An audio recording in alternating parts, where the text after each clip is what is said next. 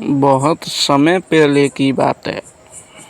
लंका का राजा रावण अपनी शक्ति और विद्या तपस्या के लिए प्रसिद्ध था।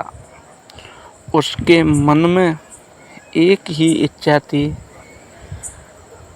कि ऐसा वरदान मिले संसार में कोई उसे पराजित ना कर सके। रावण ने वर्षों तक कठोर तप किया। उसकी तपस्या से प्रसन्न होकर ब्रह्मा जी प्रकट हुए और बोले, रावण मांगो, क्या चाहते हो।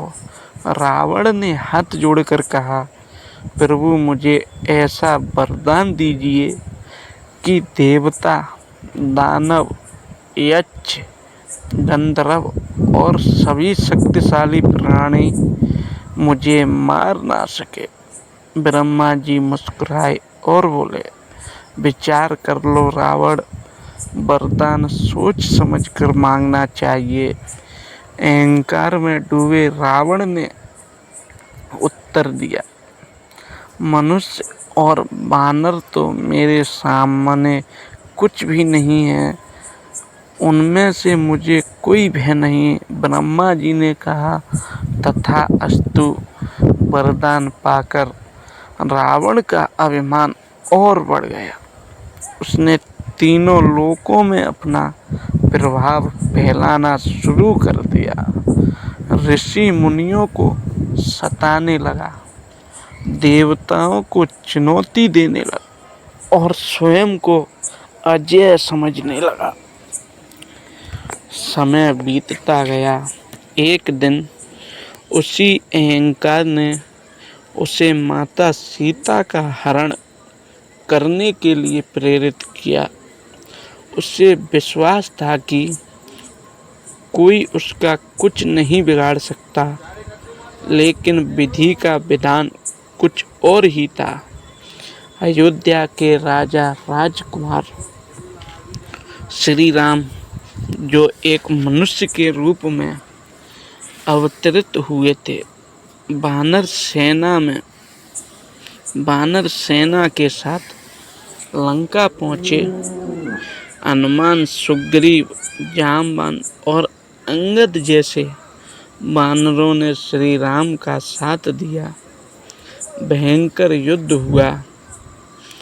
युद्ध के अंतिम दिन श्री राम का दिव्य बाण रावण के हृदय में लगा। धरती कांप उठी और लंका का महान राजा धराशायी हो गया।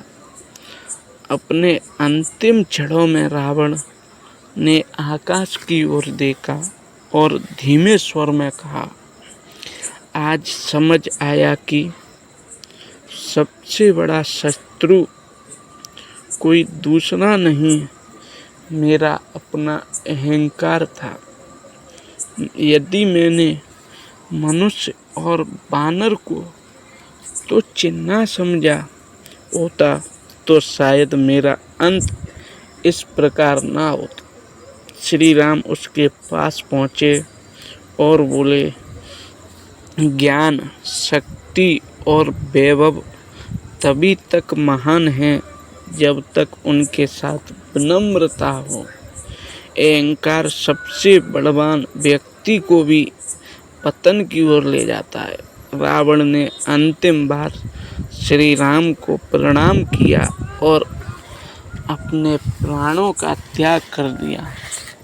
तो दोस्तों, श्री राम रावण की यह कहानी आपको कैसी लगी कमेंट करके ज़रूर बताएं।